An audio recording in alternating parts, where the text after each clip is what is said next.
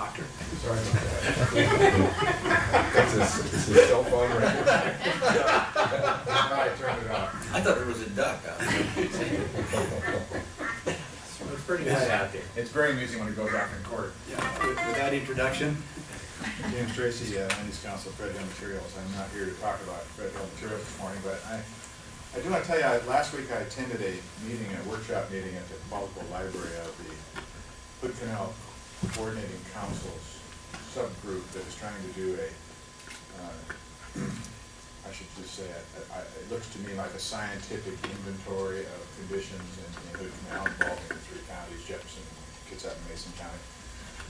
As I sat there around the table, a number of tables with a number of very sincere and involved individuals, I found myself asking the question, what the hell is going on here? This is completely duplicative of the dissolved oxygen study and analysis of Jan Newton's group at the University of Washington and the technical panel of the Puget Sound Partnership. Now, I had some real problems with what they were doing. They were also proposing socioeconomic, cultural analysis of these various scientific issues that they were monitoring, which, as far as I know, the Hood Canal Environment Coordinating Council has absolutely no technical expertise in. And I brought that point up, and I brought up the point that they weren't looking at the effect of existing laws, and I brought up the point that, oh, by the way, you have an agriculture section, an aquaculture section, a forestry section, and no mining section. Well, guess what, folks? Mining is a major industry in Kitsap, Mason, and Jefferson counties, and should be in there.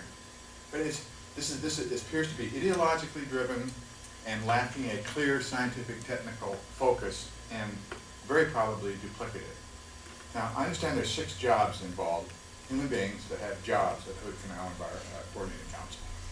And they've been grappling around for a year or two to figure out how they fit into the Puget Sound Partnership and how, what are the real needs and what are the real services that could be performed for Kitsap, Mason, and Jefferson County. It doesn't appear to me that they've landed on it yet.